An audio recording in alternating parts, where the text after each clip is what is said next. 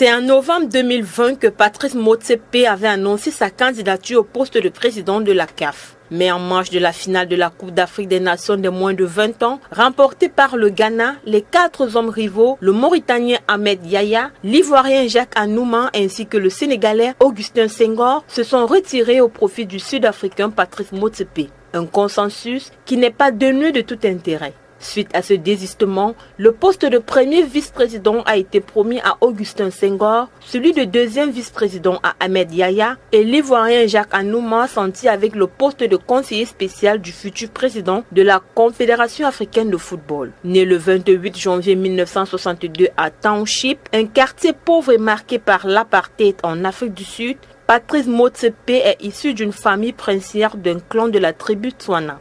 Il a commencé à travailler jeune pendant les vacances scolaires dans la boutique de son père, ce qui ne l'a pas pour autant empêché de se plonger dans les études de droit. Après ses études, Patrice Motsepe a travaillé pendant quelques temps aux États-Unis.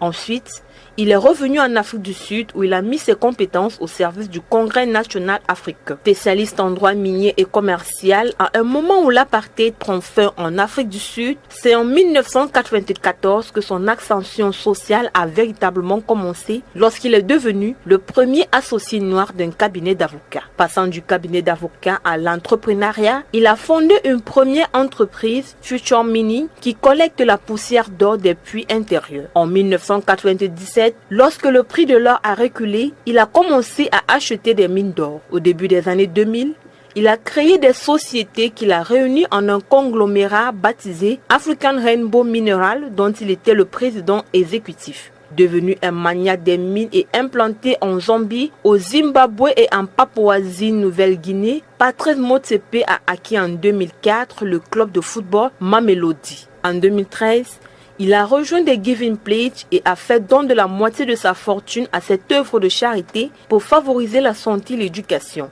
En 2016 et 2017, son club Mamelodi a successivement remporté la Ligue des champions de la CAF et la Supercoupe d'Afrique.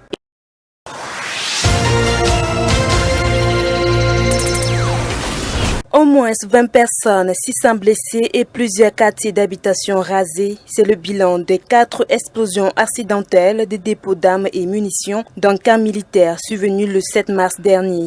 Certaines victimes de cet hécatombe qui étaient allongées à même le sol sous perfusion ont reçu les premiers soins sous cette ambiance de chaos. Suite à cet accident, le président de la République équato-guinéenne Teodoro Obiang Nguema a opéré une sortie dans laquelle il a accusé de négligence les militaires chargés de surveiller l'arsenal et les fermiers d'avoir laissé se propager le feu d'écobuage mal maîtrisé. Les premières informations recueillies après le drame et postées sur Twitter par le ministère équato-guinéen de la Santé faisaient état de 400 personnes blessées, d'au moins 17 décès dans les hôpitaux. Un bilan qui s'est alourdi 24 heures plus tard. Toujours selon un tweet du ministère de la Santé, de nombreux habitants de quartiers environnants doivent encore se trouver sous les décombres de leurs maisons ou immeubles. Selon les médias locaux, les causes des dites explosions n'ont pas encore été identifiées sur le champ. Le président de la République, Teodoro Obiang Nguema, a ordonné une enquête et a lancé un appel à la communauté internationale à soutenir la Guinée équatoriale,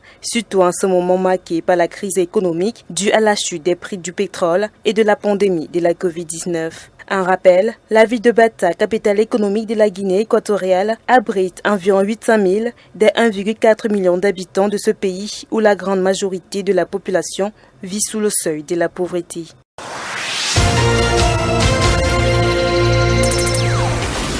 L'opposant sénégalais Ousmane Sonko a été libéré ce lundi 8 mars 2021 dans la matinée par le doyen des juges. Cependant, placé sous contrôle judiciaire, il devra respecter certaines obligations. Il a été contraint de remettre son passeport aux autorités. Ousmane Sonko devra également demander l'autorisation du juge s'il souhaite voyager. Le leader du PASTEF devra se présenter chaque dernier vendredi du mois devant le juge. Par ailleurs, s'il est libre de continuer à s'exprimer en tant qu'opposant politique, Ousmane Sonko a l'interdiction d'évoquer devant la presse ou en public le dossier de viol dans lequel il est mis en accusation. Il faut souligner qu'Ousmane Sonko avait été cueilli par les forces de l'ordre le 3 mars dernier alors qu'il se rendait à une convocation du juge. Depuis son arrestation, le Sénégal était devenu le théâtre de manifestations violentes, de saccages et de pillages qui avaient causé des morts. Une escalade de la violence qui n'avait encore jamais atteint Dakar, la capitale de ce pays, considérée comme un îlot de sécurité au cœur d'un Sahel troublé. Peu après l'arrestation du député Ousmane Sonko, arrivé en 3e position lors de la dernière élection présidentielle et pressenti comme le principal concurrent du président Macky Sall pour la prochaine élection de 2024, les premiers heurts avaient éclaté à l'université Cheikh Anta Diop, située non loin du centre-ville de la capitale sénégalaise. Dans une allocution télévisée diffusée samedi au soir, le ministre de l'Intérieur Antoine Félix Diome s'était adressé à la nation en fustigeant les forces occultes, le grand banditisme et le terrorisme dans les rangs des manifestants. Par ailleurs, 2 chaînes de télévision avaient été suspendues pour avoir diffusé en boucle les manifestations et l'accès aux réseaux sociaux avait été restreint. Malgré l'interdiction à raison du Covid-19, les partis d'opposition et mouvements de la société civile avaient prévu une marche pour la défense de la démocratie sénégalaise. Convient de souligner qu'après avoir vu son immunité parlementaire levée le 26 février dernier, Ousmane Sonko, président du parti Pastef les Patriotes, est également poursuivi pour trouble à l'ordre public et participation à une manifestation non autorisée pour non-respect du plan de circulation du préfet et à cause des chauffourées entre ses partisans et les forces de l'ordre. « 3000 personnes testées positives au coronavirus, dont 37 personnes décédées. C'est le taux de contamination enregistré en une semaine au Cameroun. Des chiffres qui ont été révélés le 5 mars 2021 par le Premier ministre, chef du gouvernement, Joseph Diangoutè, dans une déclaration spéciale liée à la résurgence de la pandémie au Cameroun. Cette sortie du Premier ministre est un rappel à l'ordre aux personnes qui ne respectaient plus les mesures barrières édictées par le gouvernement dans le cadre de la riposte contre ce redoutable virus. Dans son allocution, il a révélé que tout porterait à croire que la détérioration de la situation épidémiologique observée ces derniers temps serait en grande partie due au relâchement de l'application des gestes barrières et au non-respect des mesures de restriction prises le 17 mars 2020, dont certaines sont encore en vigueur.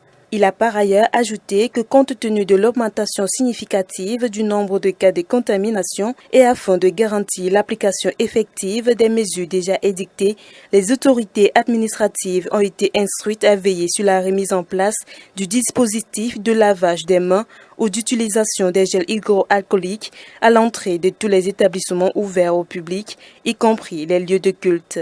Le Premier ministre a également déclaré que les opérations de dépistage à l'entrée des frontières aériennes, maritimes et terrestres seront renforcées afin de réduire les risques d'importation des variants du Covid-19. Dans la perspective de renforcement des dispositifs de prévention, le Premier ministre a annoncé que le président de la République, Paul Biya, a instruit son gouvernement d'engager des démarches auprès des organismes partenaires en vue de l'acquisition des vaccins contre la Covid-19. À cet effet, plus d'1 million de doses de vaccins seront disponibles dans de brèves échéances, a-t-il souligné. Suite à cette sortie du chef du gouvernement, le ministre de la Santé publique camerounaise, le Dr Manaouda Malachi, a annoncé que les premières doses du vaccin britannique AstraZeneca arriveront dans 2 semaines au Cameroun. Et conformément à l'avis du Conseil scientifique et du National Technical Advisory Group for Immunization, en abrégé NITAC, les cibles prioritaires pour la vaccination contre la pandémie seront les personnels de santé, les personnes de plus de 50 ans, avec comorbidité, les personnes vulnérables, les enseignants, les groupes spéciaux et la masse. Il convient tout de même de souligner que si le vaccin sera gratuit, il reste néanmoins volontaire et non obligatoire.